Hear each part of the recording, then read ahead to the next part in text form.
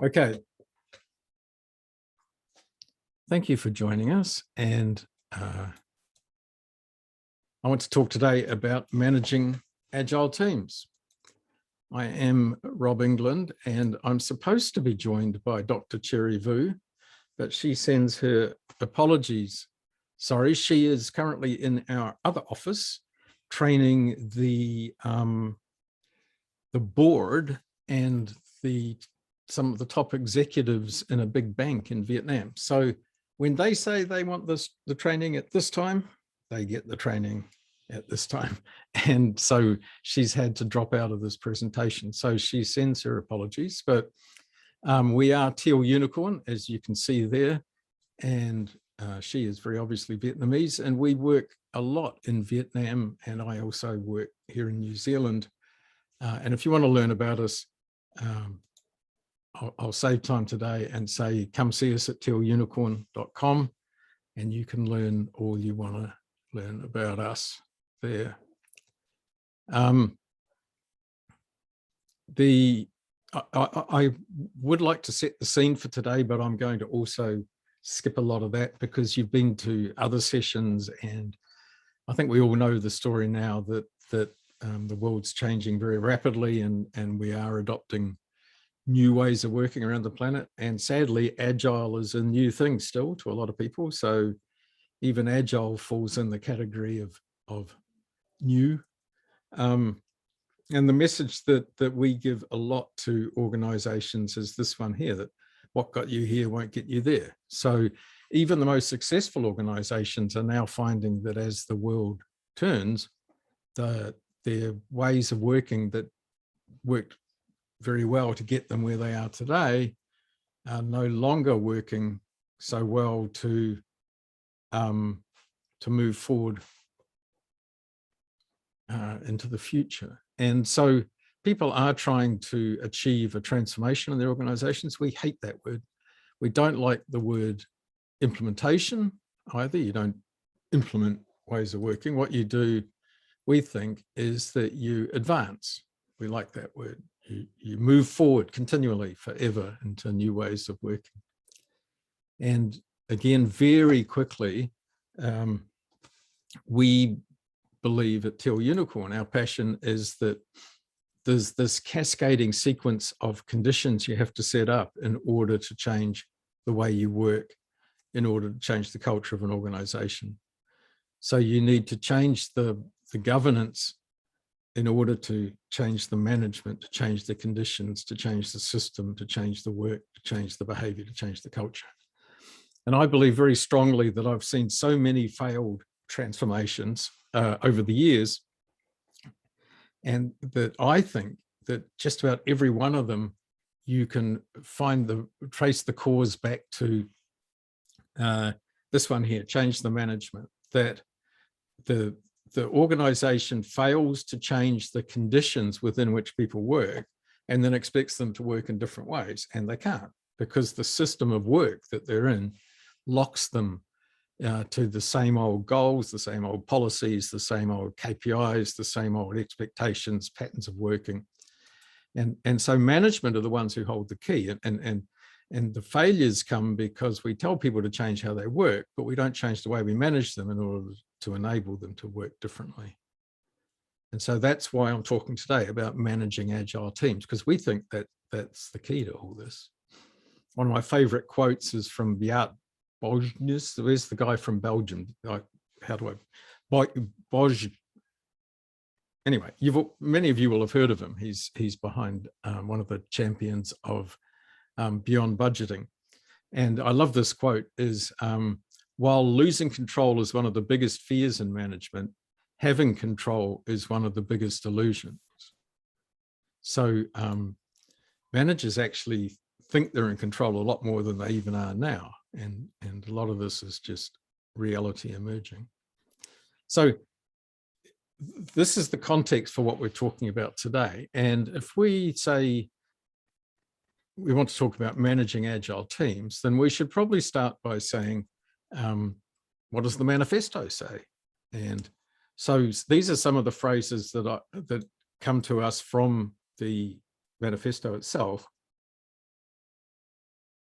that are people things that it talks about.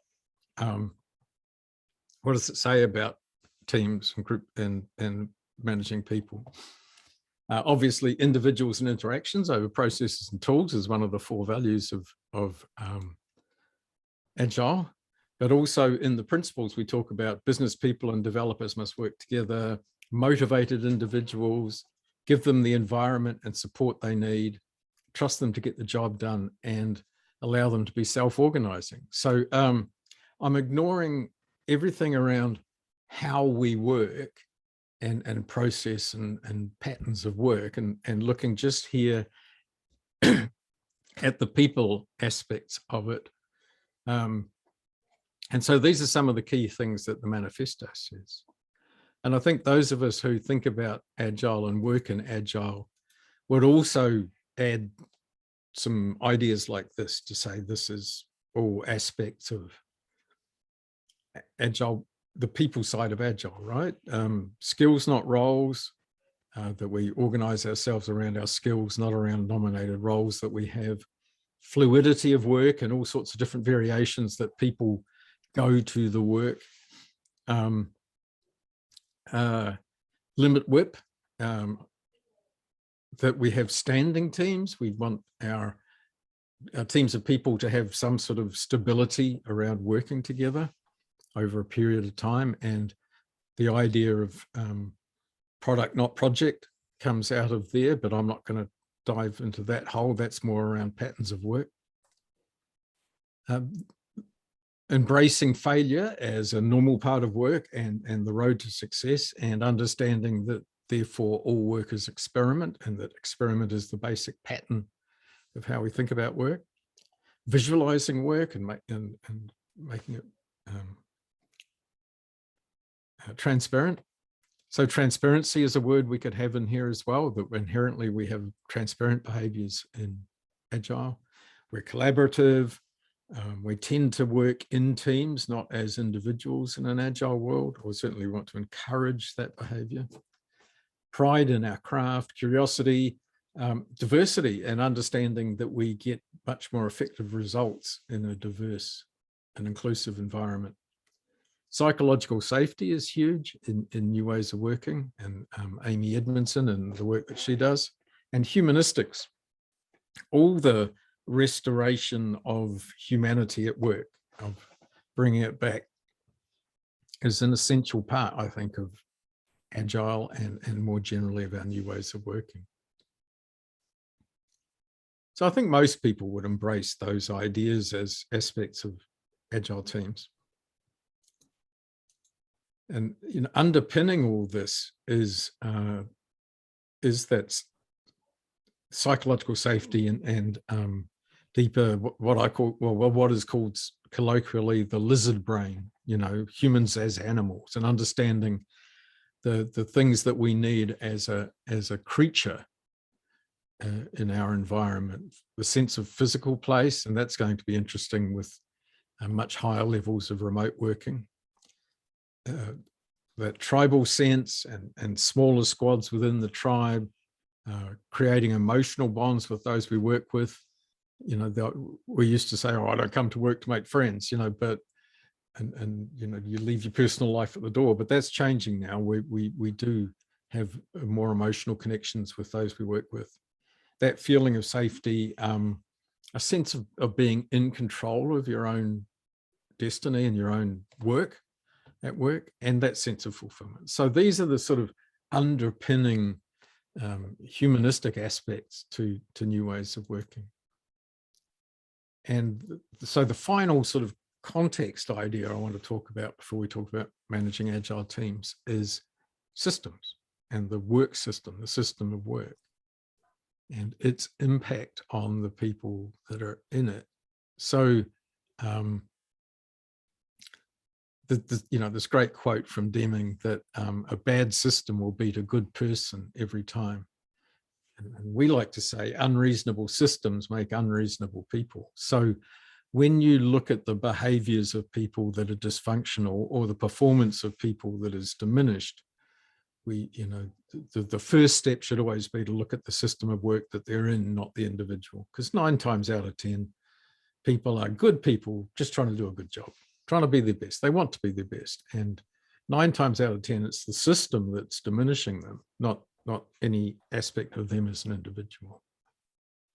So with those things setting the scene, then let's talk a bit about management and managers. So the definition of manager that I'm going to work by, and there could be plenty of others, but the one we're going to use for today is that a manager is someone who is given an outcome by the organization and the authority to organize people and resources to get that done. So there's someone who is charged with delivering something for the organization and then given the ability to do that.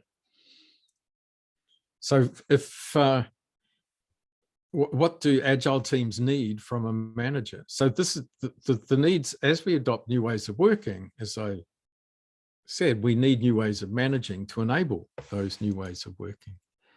And we need a big shift in how we think about management in order to be effective with agile and more generally with new ways of working. Increasingly, the people doing the work are knowledge workers rather than transactional workers, right? So by transactional workers, I mean laborers, agricultural workers, factory workers, clerical workers. So you can sit at a computer and still be a transactional worker if you're doing transactions over and over.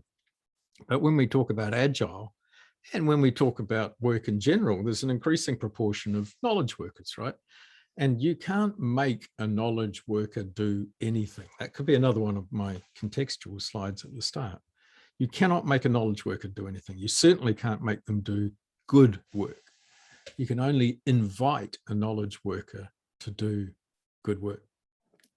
And so agile teams need motivation and invitation. They need to be empowered and given the authority. Dan Mezek talks about both invitational management and authority structures.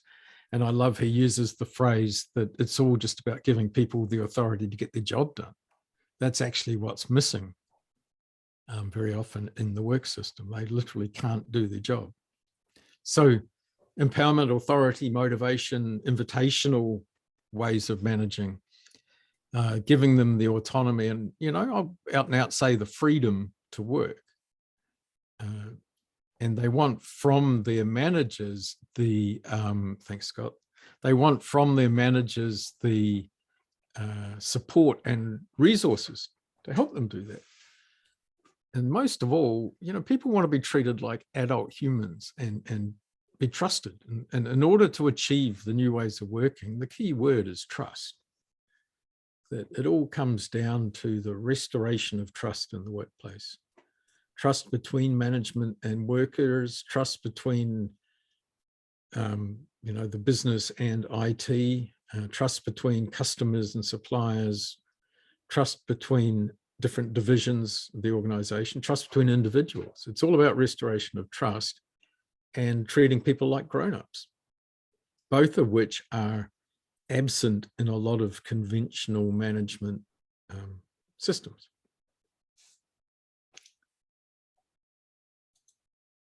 So we talk about new ways of managing, and we wrote a book about it. So I'll get a quick plug in here for the Agile Manager, small a, that Cherry and I wrote a couple of years ago now.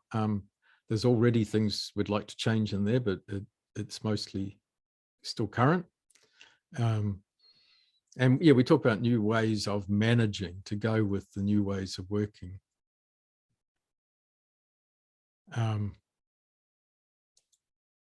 So let's talk about some of the things that need to change. So one of them is the shift from hierarchical flow of work to an empowered flow of work.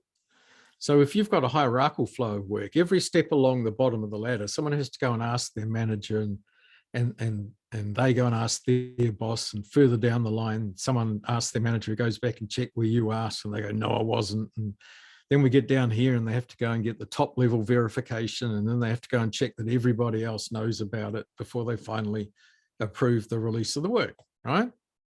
That looks pretty typical in a lot of organizations that have a conventional management structure. And so in fact, sometimes the majority of the work is non-value work. If you understand the concepts of lean, then the work across the bottom here by the actual workers is the value work. They're trying to move value through the system. And everything above that is non-value work. It's not advancing the work. So we want to move to an empowered flow of work where the people doing the work, they check with management when they need to notify that it's happening or to get approval. They don't have to pass it to every single person. They only pass it to the people who need it. And they only go to management at the points where they absolutely need approval to move the work forward. And this is a huge reduction in waste and overhead in the flow of work. So Cherry did some work with a big clothing manufacturer. I'm wearing one of their shirts tonight in Vietnam.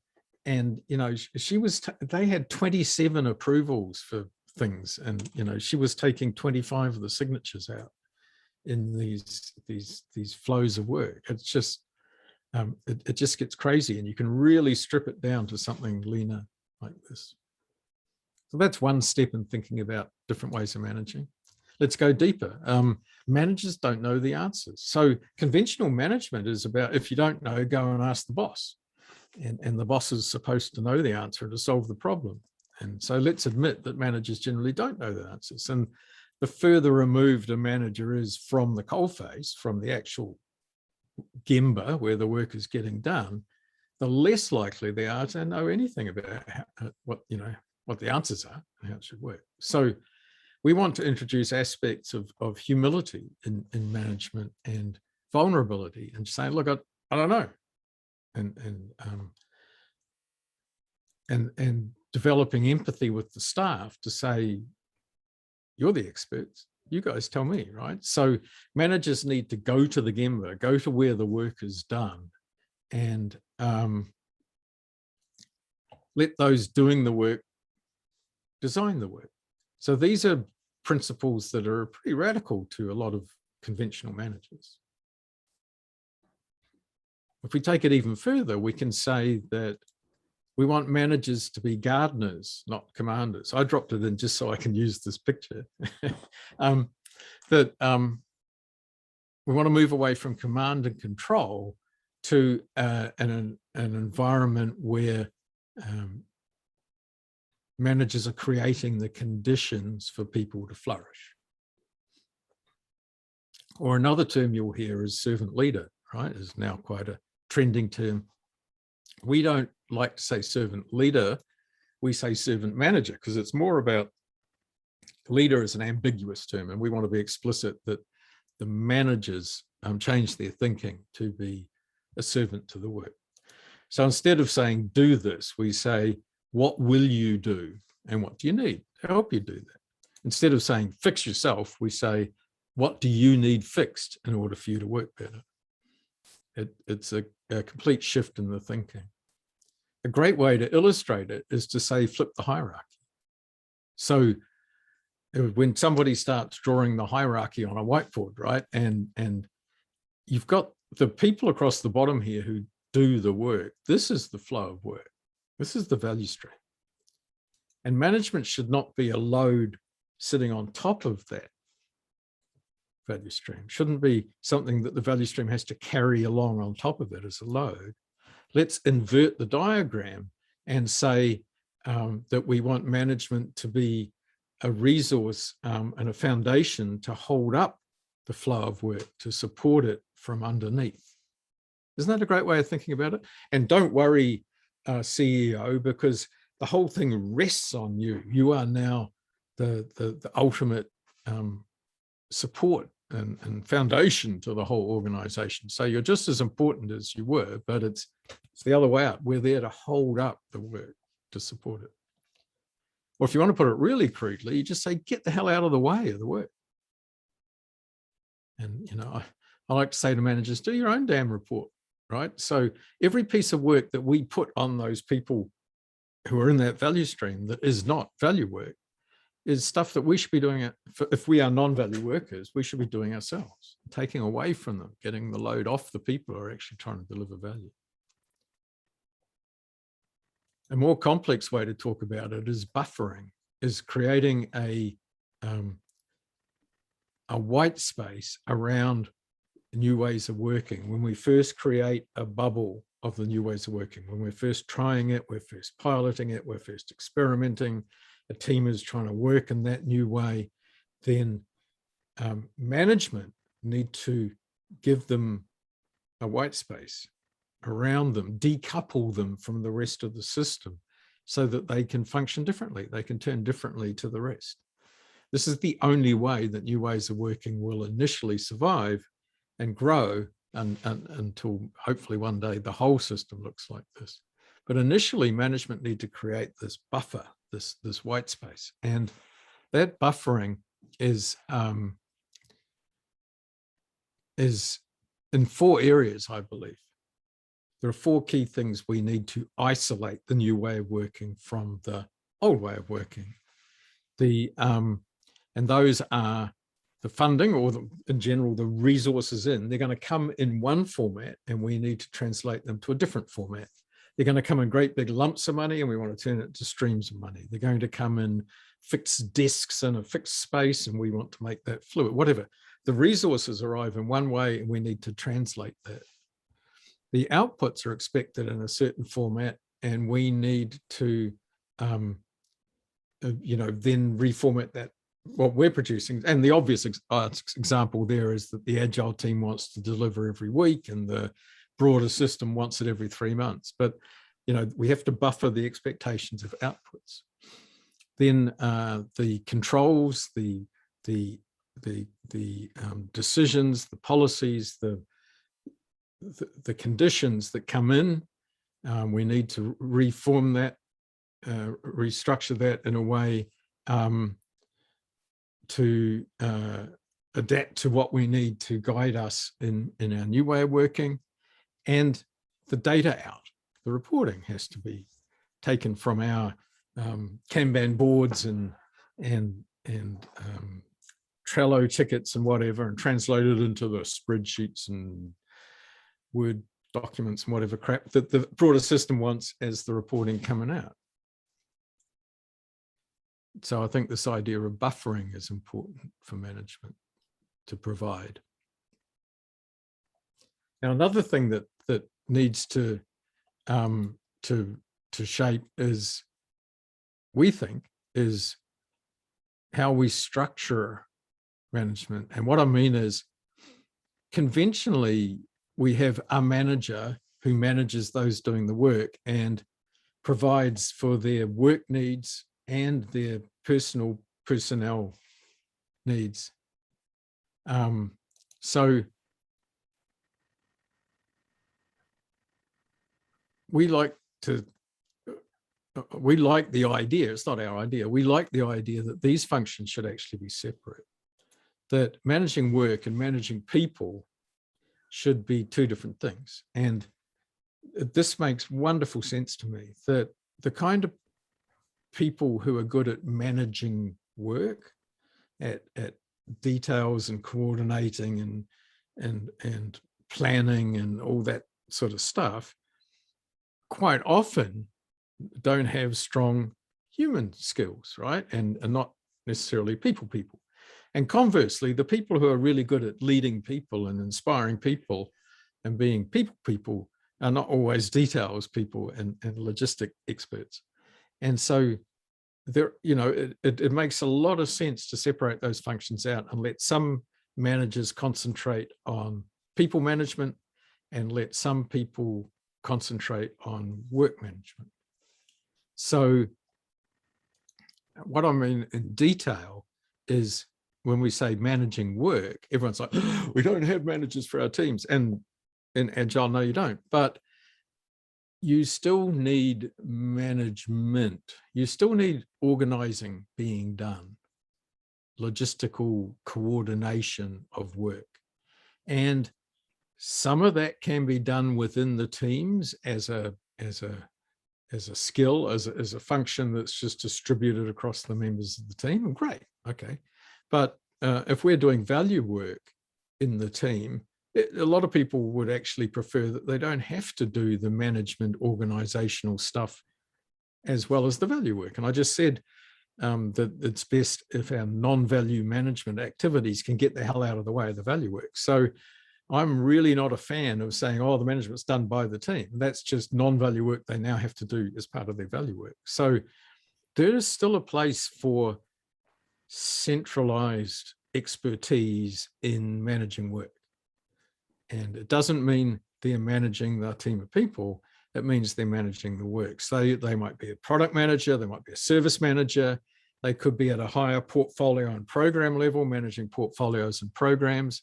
And, you know, the bigger backlogs of work, they might be managing specific units of work like a project, because I think we still have projects, even when we go from project to product, the whole product, not project. I've got Mick Kirsten's book here somewhere. Even when we shift our thinking, we still have projects. We just manage them quite differently and structure them quite differently. So we still have project managers and we still have people. And if you want to call it an initiative instead, then someone still has to manage that fact that we're rolling out a whole new product, or we're opening a data center, or we're merging two organizations, or, you know, I mean, someone still has to be managing these things. And then there are the functions of the organization that he's managing, like facilities management, you know, building management. There are functional roles of non-value work. And again, let's give that to people who are not doing value work. So there's a place for managers. And there's a place for work managers, right? We'll talk about that. Managing the work that's going on, not managing a team, but managing the work that's going on. And we like the idea that you separate out the managing of the people from that, because people still need managers, right?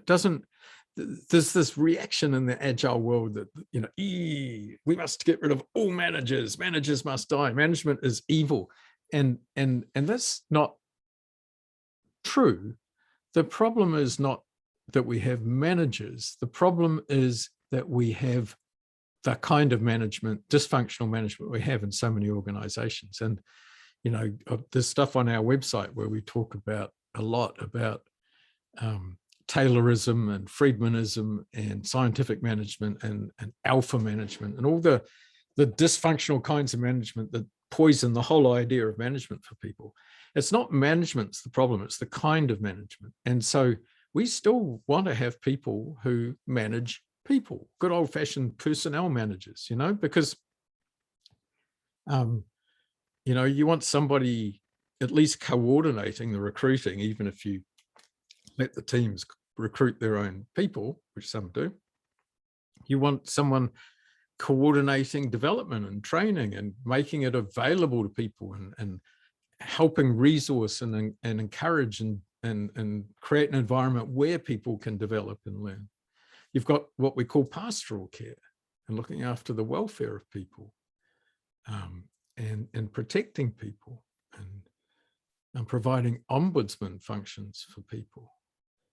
There's all the obviously pay and reward systems, there's administration, there's leave and all that sort of stuff. There's also helping them move around between countries. I've done that a lot in a previous job, switching countries and that sort of thing, and performance management and discipline. I mean, it happens. I said 9 out of 10 people are just good people trying to get a job done well. There's that other one, right? So, you know, someone that you can again distribute that across a team, but again, it's non-value work that you're now asking the team to do. And I think there is very much a role for having central expertise in doing those things.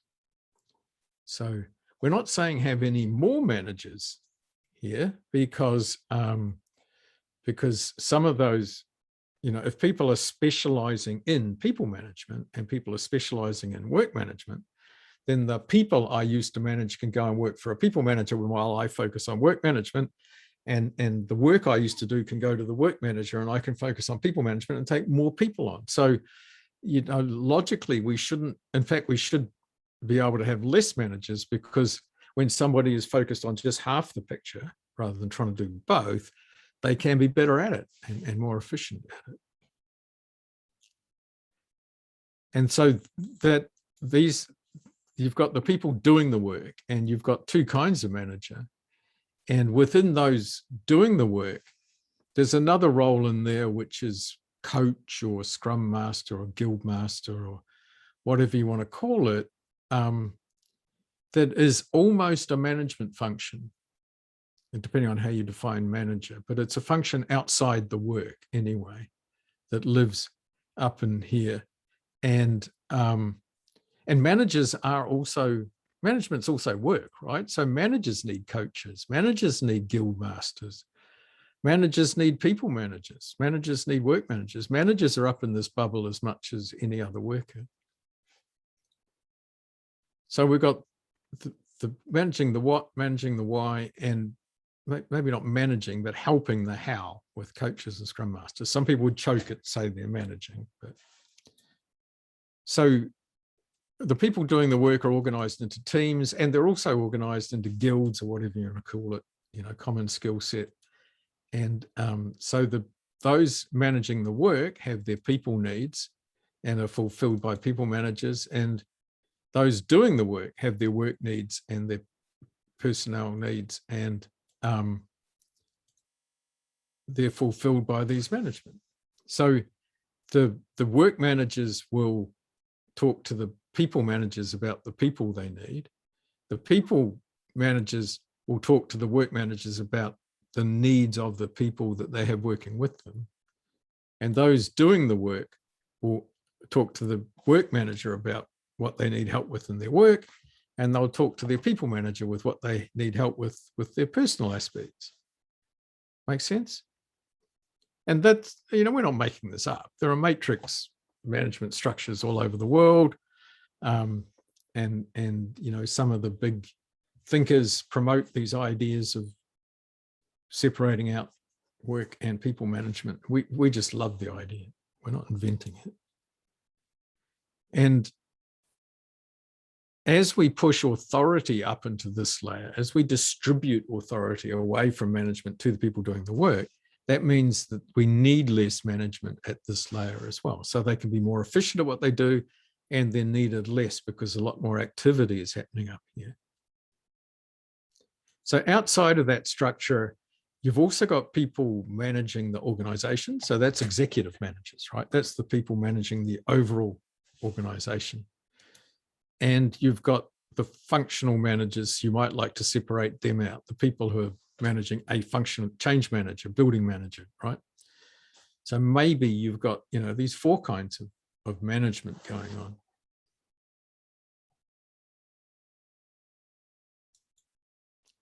And then, as I said, you've got this function up here, which is Scrum Master or Coach or something. And I think, depending on your definition, it is one of these managerial roles.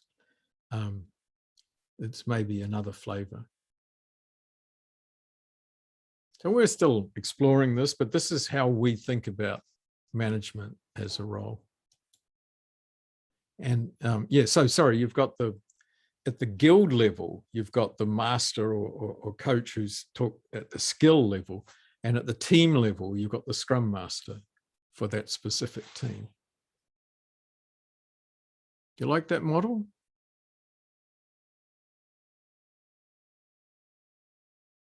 As I say, we're still sort of kicking it around, but we're pretty happy with that so far.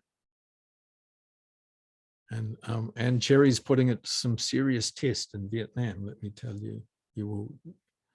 There are a few stories on our website, but there's a whole lot more coming soon. So what does a manager do? A couple more slides. What does a manager do? So a work manager they find what the team needs, right? The various resources to help the team do the work. They're a forager, and they help manage demand so that we can limit WIP, so that we don't overburden the system. They help prioritize work or go and find out priorities for work. They are there to help remove impediments to work. They're there to provide air cover. You understand that expression? So they're there, especially when a team is working in a new way within an organization that's mostly still working in the old way. They need some protection. There was that buffering I talked about before. Another way of thinking of that white space, that buffering, is air cover, that the management are there to protect this team from the broader organization that's going, what the hell are they doing down there? What is going on over there? Why are these reports not here? You know, so providing that protection, the Americans would say running interference, right? And the buffering I talked about. And then equally, the people managers are there to in the new ways of working, to recruit when you can, right? This idea that you wait till you got an empty position and then you recruit someone for it is really dysfunctional, because you get whatever happens to be available in the market at that moment. So, you know, we think personnel managers should be recruiting when an opportunity presents to get a really good person. That's the time you grab that person. You recruit for attitude rather than skill. You recruit to embrace diversity in the organization. And then as they come in, the personnel managers should be the ones who are inoculating the incoming people with the culture of the organization. If you don't do induction of people who come into the organization, then the culture they learn will be from the ones who get in their ear, and the ones who are first in their ear are the bitter, disenfranchised ones. So it's an important function to inoculate incoming people with the culture of the organization. And then you see, if work is fluid, and if people are moving from team to team at times, and even though we have standing teams, the team as a body is long-lived, but individuals will move around. So if people are moving around within the work, the relationship with work managers might not be quite as long-lived, right? They go from work manager to work manager. But we want the relationship with the personnel manager to have a longer lifetime. It would be great if you had the same personnel manager for the whole time that you were at the organization, unless you particularly didn't like them and asked for another one, right? Why not just have the one for the whole time and build a relationship? They understand your needs, they understand your special things that have happened to you and that you might be going through and that sort of thing. So they can provide the pastoral care, the welfare care. And so we think that's important, to have that bit long-lived. We want the personnel managers to understand that they work with who they've got, and stop trying to standardize people and make everybody fit a job description and a Sophia skills profile, and instead say people are what they are and they bring the value they bring. And Buckingham talks about this in the Gallup Strength Finder stuff. You know, build the strengths of people. Don't try and build their weaknesses. Say you're missing this bit, you need to build this bit in order that you're the exact right shape. You know, that's not how you treat humans. You say, this is what you're good at. How can we make you better at it? And so build on their strengths, not their weaknesses. And then I've already mentioned this other aspect. When it comes to performance and even discipline, fix the system, not the individual, because most of the time it's the system that's broken, not the person. So that we help people flourish. We create the conditions where people can be their best. And that means finding the right place in the organization for them where they can then be their best, and creating the conditions there for them. And then ultimately, I think it's about providing dignity to people, dignity at work and dignity when they leave work as well. One of the things we coach clients to do is to pay people to leave. You know, give them $5,000 if they quit. Say, thank you for leaving. And or another good example was Westpac Bank here in New Zealand. I watched them when a number of people, they changed the way they work, and a number of people just didn't want to be part of it. And they said, look, if you don't want to be part of it, just say so, and we will help you leave with dignity, and we'll do as everything we can to help you leave and to find you a job and support you while you're looking and just allow you to leave with dignity. And then, you know, while we stay at work, let's, for God's sake, let people have dignity, you know. Don't make me stand up and sing a song with 300 other people or do a skit on stage or wear a stupid t-shirt if I don't want to, you know. It lets people be grown-ups and be ourselves. And one of my pet hates, if I got one here, is wearing the lanyard around your neck. You know, the symbolism of having a company branded yoke around your neck, to me, is vivid. So yeah, let's retain people's dignity is at the bottom line. And I got one last thought for you. Please, in the love of all that's holy, don't do restructures. Stop the restructure. If you really want to destroy morale and break productivity and disrupt all the systems of your organization, have a big bang organizational restructure. That'll do it.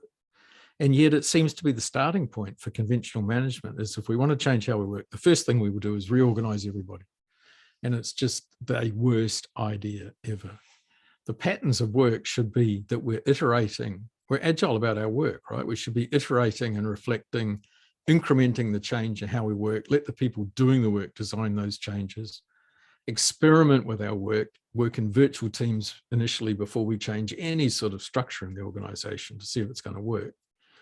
And always be exploring. The org structure of the organization should be as fluid as every other aspect of agile work. So I just throw that in as the last one because it's a real pet hate. So a while ago, we drew up, just for fun, this is Teal Unicorn speak, right? We drew up this thing, Agile Manager Manifesto, where we said we value freedom over helplessness, that learned helplessness that comes from being told what to do all the time. Transparency over exclusivity, open decision-making rather than behind closed doors secrecy of management. Diversity over conformity, failure over inaction, what's it called? A bias for action. And an understanding that failure is an asset, failure is gold, failure is the normal part of working. And finally, values over value. This is the underpinning thing, that the whole world's shifting to stakeholder capitalism instead of shareholder capitalism, the death of Friedmanism and the embrace of truth, beauty, and goodness. If you really want to drill down, there's a video of me talking about that. So being better people. Our motto at Teal Unicorn is make work better, better results, better lives, and better society. So this ultimately, this social shift is at the bottom of it all.